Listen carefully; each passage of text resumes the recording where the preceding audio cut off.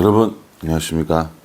11월 28일 금요일 넘치는 우리 교회 매일 묵상 시작하도록 하겠습니다. 오늘 본문 말씀은 느헤미야 8장 1절부터 18절까지 말씀입니다. 느헤미야가 돌아와서 성벽을 건축을 하고 52일 만에 완공을 했습니다.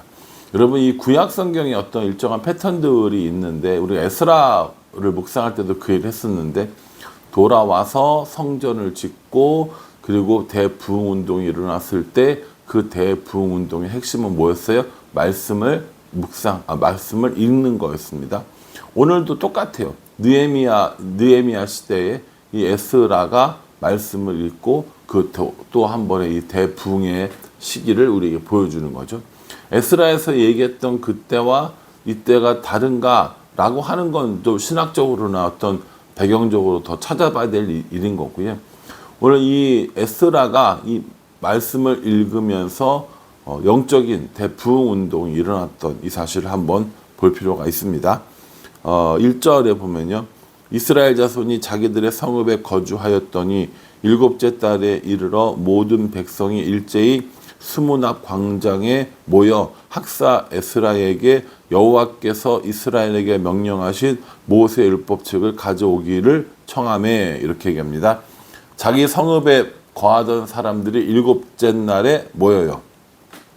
일곱째 날은 뭐 하는 날이에요? 7월 1일, 일곱째 달 첫 번째 달은 나팔절, 그리고 7월 10일 날은 대속제일, 7월 15일은 초막절, 이렇게 얘기했었습니다.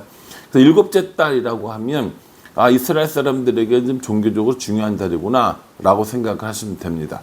1일날 뭐고 10일날 뭐고 15일날 뭐고 이런 것들까지 다 기억 못 하신다면 일곱째 달 이렇게 얘기하면 이거 뭔가 좀 의미가 있는 달이네 라고 생각하시면 될 것 같아요. 그래서 이 이스라엘 백성들이 에스라에게 말씀 읽어주기를 원했어요. 그래서 말씀을 읽었는데 수문 앞 광장이라는 곳에 모여서 새벽부터 정오까지 율법책을 들었습니다. 새벽부터 정오까지. 그러면 뭐 대략 한 새벽 6시부터 시작해서 12시까지 이 정도까지 말씀을 들었다는 거잖아요. 읽는 사람도 대단하고 듣는 사람도 대단하다는 것을 볼 수 있습니다. 어떻게 했느냐? 5절에 보면 에스라가 모든 백성 위에 서서 그들 목전에 책을 펴니 책을 펼 때에 모든 백성이 일어서니라, 이렇게 얘기합니다. 이때 이제 강대상이 나오는데요. 일반이 그 백성들이 있고 거기다 조금 더 높은 위치에 나무 강단을 만듭니다. 이거는 잘 보이게 하기 위해서지 어떤 권위를 나타내기 위해서라고 보실 필요는 없습니다. 그렇게 강단 위에 서서 에스라가 이렇게 말씀을 읽어준 거예요. 강론을 했겠죠. 오늘날로 치면 아마 설교라고 볼 수 있을 것 같습니다. 그럴 때 어떻게 했느냐? 6절에 보면 에스라가 위대하신 하나님 여호와를 송축하며 모든 백성이 손을 들고 아멘 아멘 하고 응답하고 몸을 굽혀 얼굴을 땅에 대고 여호와께 경배하니라, 이렇게 얘기합니다. 에스라가 하나님의 이름을 찬양하고 송축하면 모든 백성이 손을 들고 아멘 하는 겁니다. 우리가 설교 시간이나 찬양할 때 아멘 하잖아요. 손을 들고 아멘 아멘 이렇게 하는 것들이 사실 이 이스라엘 백성들과 이 에스라도 하고 있었다는 것을 보여주고 있다라는 것이죠. 몸을 굽히고 얼굴을 땅에 대고 여호와께 경배합니다. 여러분, 이 말씀이 선포되어지면 좀 반응이 있어야 되는 거예요.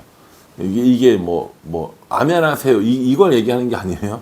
목사님 얘기하면 아멘 하세요, 이 얘기를 하는 게 아니라 말씀이 우리를 지나가면, 말씀이 우리를 찌르면 뭔가 변화가 있어야 된다라는 것이죠. 예를 들어서 9절에 보면은요. 백성이 율법의 말씀을 듣고 다 우는지라 총독 느헤미야와 제사장 겸 학사 에스라와 백성을 가르치는 레위 사람들이 모든 백성에게 이르기를 오늘은 너희 하나님 여호와의 성일이니 슬퍼하지 말고 울지 말라 하고, 이렇게 얘기합니다. 백성들이 율법의 말씀을 듣고 어떻게 했다고요? 다 우는 거예요.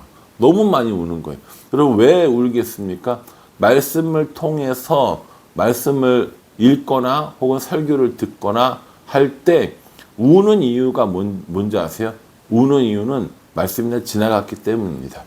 똑같은 설교를 하고 똑같은 말씀을 들어도 어떤 사람들에게는 그것이 거친 돌이 되기도 하지만 어떤 사람들에게는 자신을 그 말씀이 지나가고 찌르면서 원통하고 회개하고 자기 자신을 돌아보는 그런 기회가 된다라는 겁니다.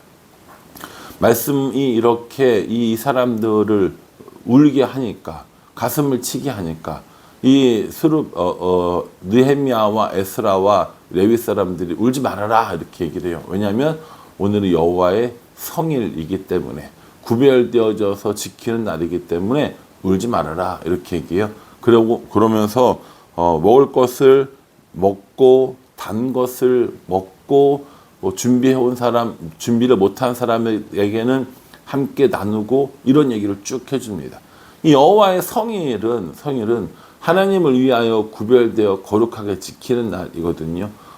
이 구약 시대로 얘기하면 안식일이 될 거고요. 또 오늘날로 이야기하면 주일이라고 보시면 될 것 같아요. 또 안식일이라고 하면 또 여러 가지 규례 이런 것들 생각하실 텐데 그런 거 생각하지 마시고 그냥 구별된 날, 초막절, 말씀을 들음으로 생기는 기쁨의 날 이렇게만 이해해 주시면 될 것 같아요.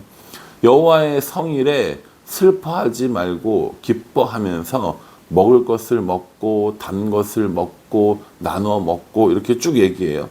12절에 보면 모든 백성이 곧 가서 먹고 마시며 나누어 주고 크게 즐거워하니 이는 그들이 그 읽어 들려준 말을 밝히 암이라 이렇게 얘기합니다. 읽어 들려준 말을 밝히 알미라 이렇게 얘기하거든요. 에스라가 낭독했던 그 말씀의 내용이 뭔지 의미가 뭔지 알게 되니까 사람들이 어떻게 됩니까? 먹고 마시고 나누어 주고 크게 즐거워했다라고 이렇게 얘기합니다. 아까는 뭐라고 그랬어요? 울었다고 그랬잖아요. 지금은 뭐라고 그랬습니까? 먹고 마시고 즐거워했다라고 이야기하잖아요. 이게 무엇 때문이라는 거예요? 말씀 때문이라는 겁니다. 말씀이 나를 지나가고 말씀이 나를 찌르게 되면 이런 변화들이 생긴다는 거예요. 성경을 읽었는데 설교를 들었는데 아무런 감정도 없이 맹숭맹숭 지나가면 둘 중에 하나입니다. 설교자가 설교를 엉망으로 했든지 아니면 내 마음에 그 말씀이 부딪히질 않았던지 저는 그 두 가지라고 생각하거든요. 우리 교회 성도들은 대부분 다 마음의 밭이 좋은 분들이어서 아마 말씀이 여러분들을 지나가지 못했다면 제가 좀 더 준비를 못했거나 제가 좀 더 설교를 또 평가하기가 좀 더 준비를 못했거나 혹은 여러분들에게 이렇게 잘 못 미치는 그런 것들이 있었겠죠. 저는 이 말씀을 읽고 듣고 암송하고 또 공부하고 묵상하고 이러는 가운데 그 말씀이 우리를 지나가는, 우리를 찌르는 그런 경험들이 많았으면 좋겠어요. 그래서 그 말씀 때문에 내가 우는 거예요. 그 말씀 때문에 내가 기쁜 겁니다.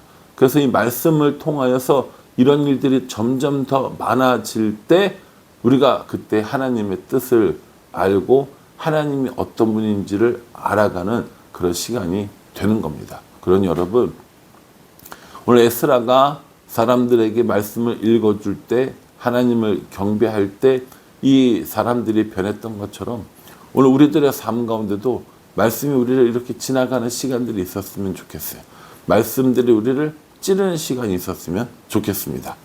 또요, 13절에 보면 그 이튿날 무 백성의 족장들과 제사장들과 레위 사람들이 율법의 말씀을 밝히 알고자 하여 학사 에스라에게 모여 이렇게 얘기합니다. 이번에 뭘 말합니까? 율법의 말씀을 더 알고 싶은 거예요. 밝히 알고 싶은 거예요. 말씀을 읽으면 더 읽고 싶다니까요. 더 알고 싶어요.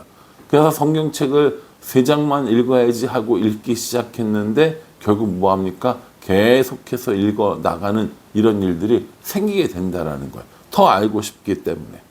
그래서 말씀을 또 쭉 읽어줍니다. 쭉 읽어주다가 이제 뭐 하냐면 초막절을 지키게 되는 거예요. 초막절을 지키는데 어떻게 지키냐면 15절 마지막 부분에 보면요.